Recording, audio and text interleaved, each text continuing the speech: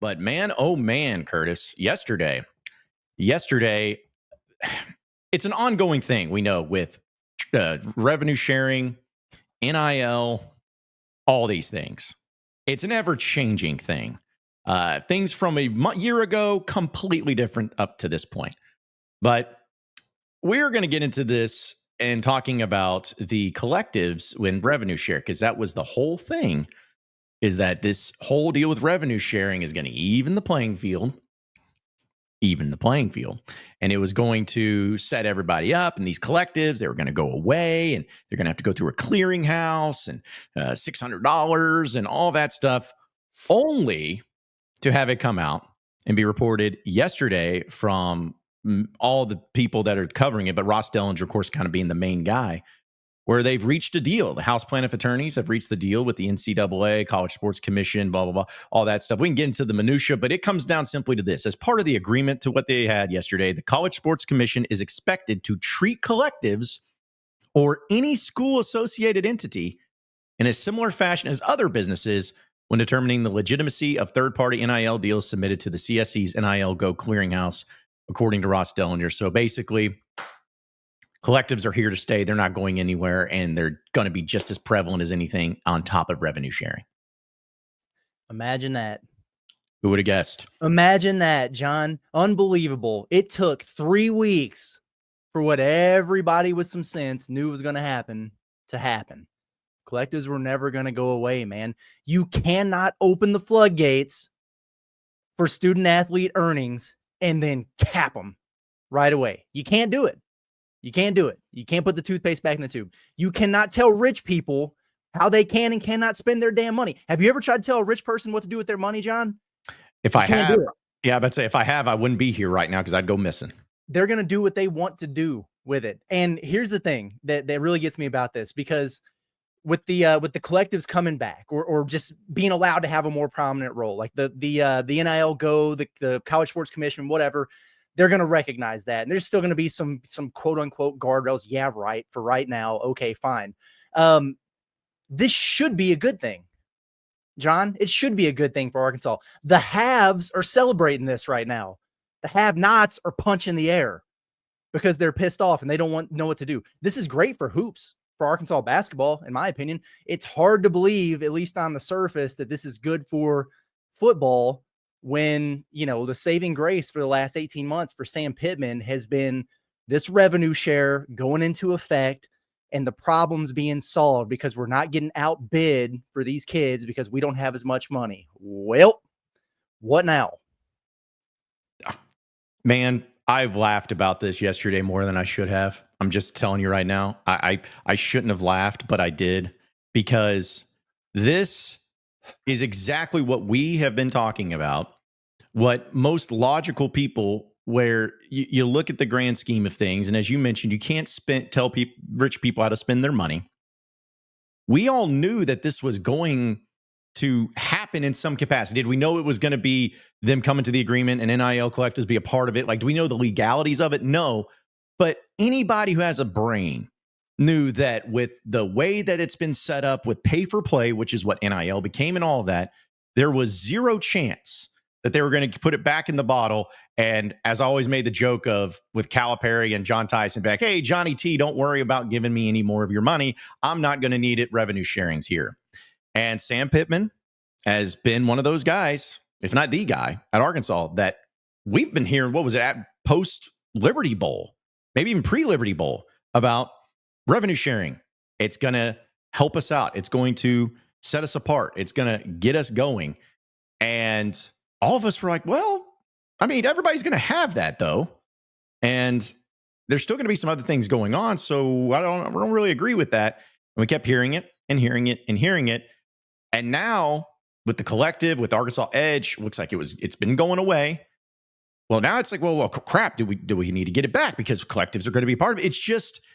It's so annoying. It's so annoying that, as we were talking about before the show, people in the administrations and people, and I don't think this is just an Arkansas thing. I think anybody that's on, as you put it, the have-nots.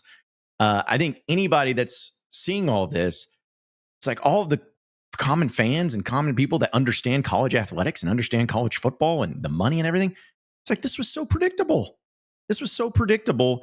And for Arkansas, man, it's one of those deals where you're just like, why? Why did y'all choose this pathway when everybody else could see the writing on the wall? It's predictable to everybody except those who make decisions over there. And so once again, Arkansas is going to be in a position to where they have to be reactive and they have to be in scramble mode, unless they had some grand master plan in place that they'll reveal later today or something to get out ahead of this. And hey, I hope they do. We'll see. But this is just the reality of the situation now, again, which we were wondering when it was going to happen because you knew it was inevitable. Let me just read to you real quick, John, some of the things that came directly out of Sam Pitman's mouth at SEC Media Days. And this isn't a bash Sam Pitman thing. I'll explain in a minute, but I want to read the direct quotes that came out of his mouth while you were in Atlanta on Thursday, less than a week ago. First, financially with revenue sharing, I think now we're back on even keel with everybody, which we weren't. Okay. When we were even, we went from 4-20 to top 20 in 2 years. I think the program has a chance to get back up to around those 9+ wins that where we were before, just simply because we have the finances to back that. Next one. If I was going to make an excuse, it would be financially is why we haven't done quite as well as where we were projected my first 2 years. But I think now with it being even, I look out that the Razorbacks are coming on. And then when asked about all the guys hitting the portal, like the big influx of guys entering the transfer portal at the end of the season, comparatively speaking to some of their peers, he said, here's what it's not because of: the way they're treated, because of the way they're developed, because of the way they're taught. That's not the reason. It could be playing time. It could be finances. Probably the majority of it is finances, but you'd have to ask those guys. Those are all things that he said last week. Now, understand, I'm not blaming Sam Pitman here for anything that I just read. I'm just giving the quotes, giving the context, right? And I'm not saying that he's wrong about anything that he said there necessarily, but boy, it looms large now, doesn't it? Like, what I'm illustrating is how massive of a weight that this entire thing was on the shoulders of that program, whether it was self-inflicted or not, that was lifted for 3 weeks. And then it just got dropped right back on their heads yesterday. That sucks for them, man. It sucks for Sam Pitman. And now, we see record donations at Mississippi State, and we see these crazy NIL numbers from last year getting thrown out at Missouri. We know all about the Grove Collective and the backing that Lane Kiffin has over there at Ole Miss, and the gap in this NIL space that Sam Pitman and Hunter Yurachek have openly admitted was there. And it was like, well, thank goodness it's going away now because of the level playing field that was never going to be level. So maybe you're not all the way back there, but it feels like you're damn near back to square one here. And so now, like Arkansas Edge, good folks that worked over there, it's not personal, whatever, but it's been a disaster, man. It just has. And based on some of the things that Pittman was saying about collectives, some of the things that we've heard, was it going away? Has it already gone away? Or are they revamping it? Who the hell knows? They better have a really good plan in place here. And I don't know what it will be or what it should be. That's not my job. I don't get paid the big bucks for that, but it can't be another drive for five. It can't be another, hustling folks to donating for a slobber hog thing. You ruin the 50-50 raffle deal and the potential for that, since it's financing the revenue share part of this, which, hey, guess what? That's not going away either. So now this is all in addition to, it comes across as problematic. And there's people out there who are celebrating it and championing it. And it's like, oh, hell yeah, we knew it wasn't going away. We're still going to have our $40 million rosters. And then you have the others who are really relying on this balancing things out on the scales. And that's not going to be the case. And it's very much like a, oh, shoot kind of moment here. Have you ever, Curtis, I know you know this, but kids these days may not. Do you know the story of the tortoise and the hare and the whole idea behind it? For those you may not know. Yeah, one of my favorites. Oh, yeah. It's a great life lesson, at least supposedly. The tortoise and the hare is essentially that a tortoise and a hare go on a race, and the tortoise is very slow, but keeps the focus on the main goal. And the hare is faster, but it keeps going, getting distracted, doing other things, and ends up losing the race to the tortoise because it got distracted by everything. I cannot help but Arkansas, the administration, everybody involved, looked at this as a tortoise and a hare situation. We're like, hey, we're going to be the tortoise because they're the ones that win. They do things the right way. We're just going to stay focused on the things ahead. And, we're going to just sit back and we're going to take it slow. And those idiots over there, the hares, those are all the hares. They're going to get they're going to get fined. They're going to get all these problems. It's going to have all these issues arise. But the problem is that Arkansas sitting there as the tortoise and be like, still walking. Like, well, okay, when's this hair stuff going to start happening when they're going to start getting distracted and failing and everything, when we're going to be the ones that come out on top? That to me is exactly what Arkansas went into this thinking. And it's not a reality. It's not a reality of that, because that's never been college athletics, is, hey, do things by the book and then just do things to where you're being prepared. And if other people are being aggressive, you be more conservative because that could cause some problems. It's no, you be aggressive. And then if rules change, you adapt in that way. And now Arkansas feels like they're even further away because, as you've mentioned, and we want to make this clear, folks, this isn't a one thing or the other thing of an NIL thing or a revenue sharing thing. No, it's both now. It's both. $20.5 million is what you're going to have for revenue sharing. That's a big chunk of change. On top of the fact that NIL collectives, assuming you want to be competitive in major athletics, specifically college football, those collectives aren't going away either. The pay for play or whatever you want to call it, they aren't going away either. They're on top of it. So now it's an even bigger financial deal. And every other school seems to have taken this approach and been aggressive the whole time and saying, hey, let's just do this until we can't anymore. And then we'll react. Where Arkansas was trying to be forward thinking, trying to look ahead and say, no, it's, we're going to wait and see it because I feel like it's going to be this, or it looks like it's going to be this. And in all reality, people who know college athletics, which I know you do, Curtis, and I know that I've been following it, and so many fans are like, just because you say this or you think this is going to happen, college football's changed a lot of rules in a lot of decades. But the main thing has always been, you're going to get those players, you're going to get those big time athletes, and you're going to do whatever means necessary to do it, regardless of what happens. And here you are. This is an issue, and it's just so pathetically predictable and frustrating if you're a Razorback fan. It is, and it's I don't know if it's me being naive or if it's just me, I don't know, like trying to find something to grasp onto. Man, I just hope, I hope that they saw this coming. It's sure publicly, there's just nothing that suggests that they did. Man, I hope there's a plan. I mean, I even said it last night in the Discord of like, now would be a great time to announce the new collective or the new fundraising drive, or, oh, here's a new huge donation that we, something just to generate a little bit of momentum there. My fingers are crossed that happens. Listen, I'm not very optimistic, but I'm open to that being the case. I just really hope it is, for the sake of Arkansas, for the sake of the Razorback fans out there. Hell, for the sake of Sam Pitman, for the sake of the football program.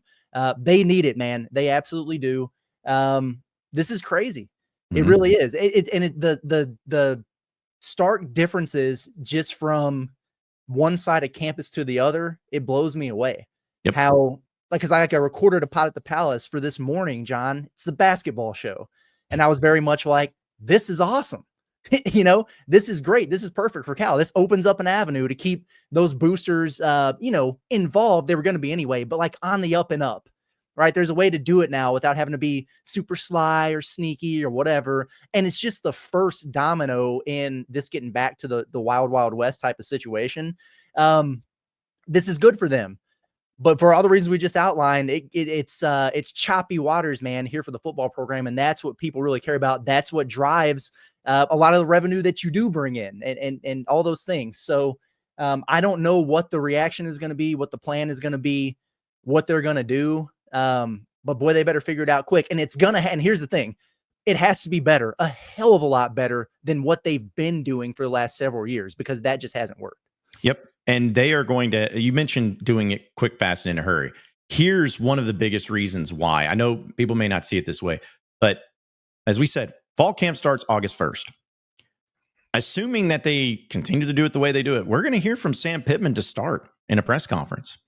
And I sincerely hope and believe that this exact thing is going to be brought up, of saying, hey, revenue sharing was big. You kept saying it was going to be, and now that's not the case. I mean, it's still part of it, but now the NIL collective. So what's the plan now, Sam? Like what's going to be happening to fix this? And if you roll Sam Pitman out there with no answers, with no plan, no at least something to say that will be like, oh, okay, well, yeah, we've been working on it for a long time. We saw this coming. At least something like that, dude. It's going to be popped up to be like, okay, they are truly inept and have no idea what to do, because you know that he's going to get asked, and you have, what was it, a couple weeks, maybe a week and a half before he meets. You have to tell him he's going to be the one. Yurichek's not. No, he doesn't have a press conference. He just sits back and tweets good luck and stuff. So it's like he doesn't have to say anything. Players don't have to say anything. Assistant coaches, whoever.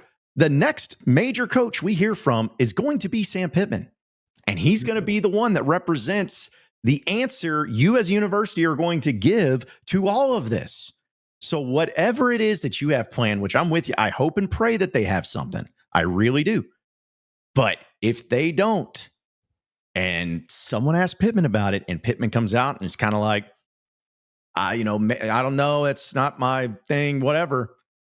It's just going to continue to dig you a hole that is impossible to get out of. And, I'm with you too, and want to reiterate, it's not just like attacking Sam Pitman. I think it's because Pittman's only doing what he's told. I mean, the things he said and all the quotes you gave there for media days, those are things that he's been told to say and told that, hey, this is what's going to happen. And so he goes along with it. But now this has been a complete total twist to where if Pitman doesn't at least come up with something and say some sort of answer that's going to give us and everybody an idea of the direction it's going, then it's truly going to be one of those deals to like, oh gosh, this is going to really turn into a disaster, and you're going to get left behind even further than what you are right now. Right. And Sam was pretty adamant there, and he said some good things at media days about, and I thought he wore it pretty well in terms of like, hey, I've kind of gotten myself into the situation that I'm in here. The way to get out of it is to win game. Like, all those things were true. And he talked about how he likes the team that he has. He likes the staff. He was going to say that anyway. All 16 coaches who were there said that. But I think he does believe that too, especially with his staff and the continuity there. That's all great. But the reasons, like the bullet points given to this fan base for like optimism moving forward, like for the trajectory, for the big picture of the program, was about taking money away from everyone else. That way we're even here. And now that's not a thing. You just think about the differences in how this was reacted to. Like, take Lane Kiffin, for example. What did he do? He stood up there at the podium or up there with Feinbaum or whoever it was, and he was like, nobody following this cap, man. Nobody's following this salary cap. What are we talking about here? People are going over that. This is ridiculous, and that's true. I mean, that's exactly the case. And maybe it's just Sam, doing the company line or, saying what he's supposed to say, sure. And behind the scenes, the gears are turning. It's like the duck on water. It's very calm on the surface, and underneath it's just paddling away like crazy, trying to come up with a plan or something. History suggests that's probably not the case, but it's, once again, we go back to the way the messages were delivered and the whole reason for it. He said it himself, of why we feel like we can get back to this 9-ish wins thing, why we feel like we can get back to where we were, my first couple years here, is because of the money being even now. And the reason that it wasn't the case was because the money wasn't even. And 5 days later, that entire pitch goes out the window for the most part, to a degree, whatever. But it's got to be troubling. It's got to be troubling over there.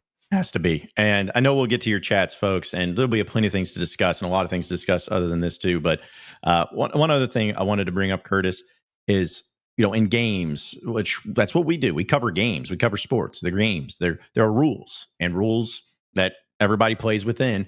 People will sometimes use rules to their advantage or whatever. But to me, college athletics has always been, the rules have always been not what the NCAA says, not what the whatever says. The rules are dictated by those who play the game. And the universities and the athletic departments, if they're playing the game and have been playing the game, where they are doing pay for play, where they are doing, underhanded deals, even dating back to the days before NIL and all this stuff. If they're tampering, you could make it for anything. If that's the way the rest of the country and the rest of the world is playing the game, you have to play the game too if you want to compete. Regardless of what's right and wrong. I get it. We as human beings want to do what's right. We try to do what's right. I fully understand it. But when you're sitting in a situation to where those surrounding you. You're playing a game, and those surrounding you are the ones that are living by different rules than you, and you are the one choosing not to go by their rules and not to play the game they play it. You're going to get left behind, and it won't matter, because all fans want, all donors want, everybody, all they want to do is win.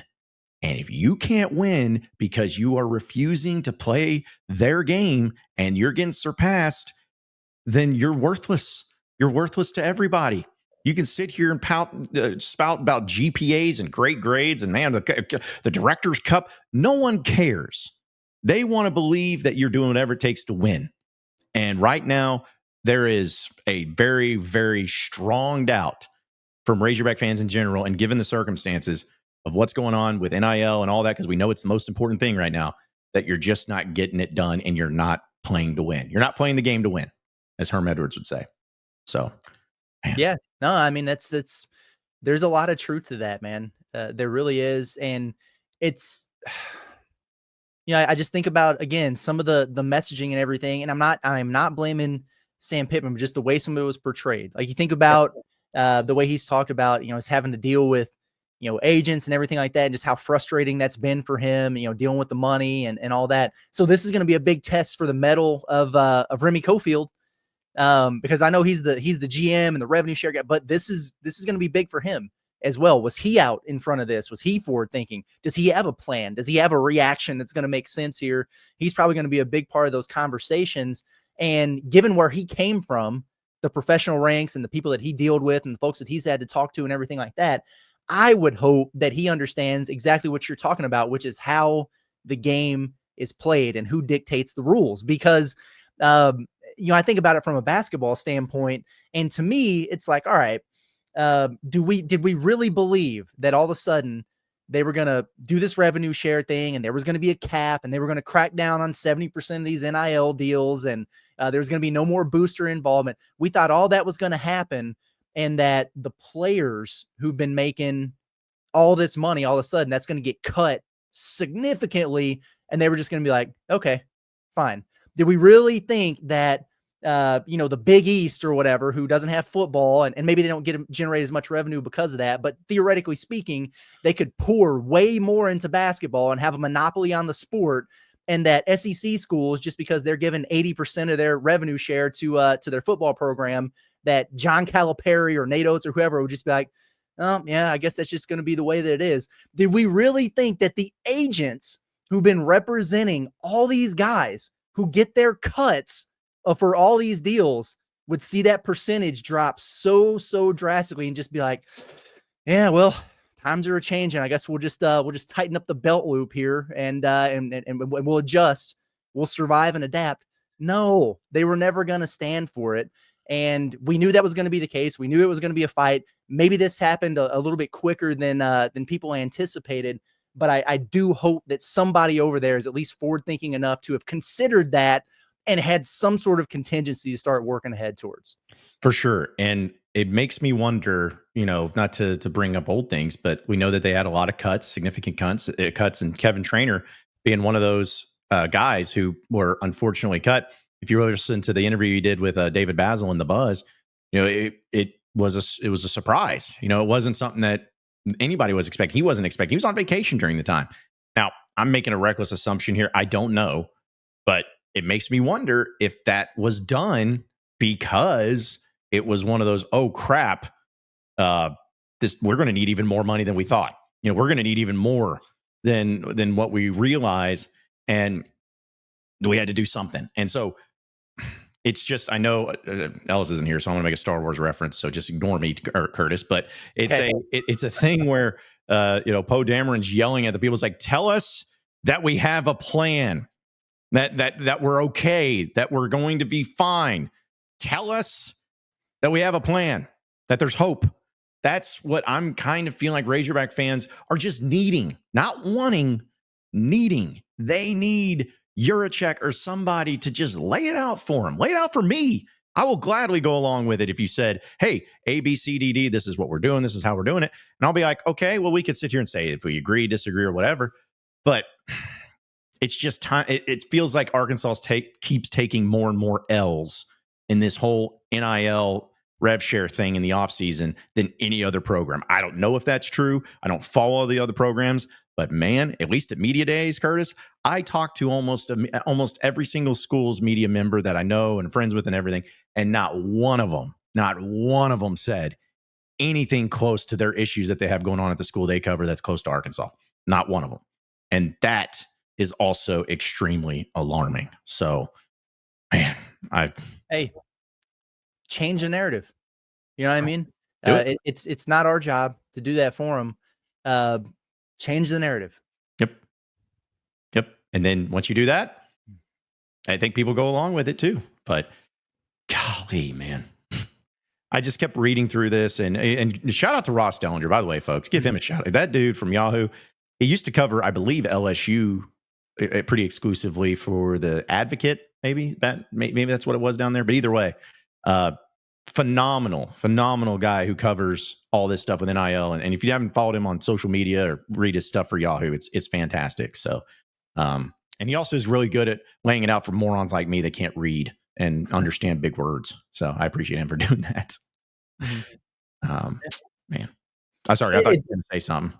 Well, I was just going to say, reading into it and everything, it's like a soft relaunch or whatever for this, the whole collective deal and it just being recognized. And like for the normal NIL deals, it's anything over $600 that would need to be submitted and scrutinized or whatever. And now for the collective based stuff, they're looking at, around 5,000, which is significantly more. But it was funny. And I was listening to, and I always do, the Ion College Basketball podcast. They were all just out at Peach Jam, and so they're rubbing elbows with agents and all the college coaches and everything like that. And one of them, I can't remember if it was Norlander or Fink who was talking, but was like, they talked to multiple head coaches down there that were like, I'm literally exploring ways to get it set up to where I can have a $599.99 deposit hit my best player's account every day.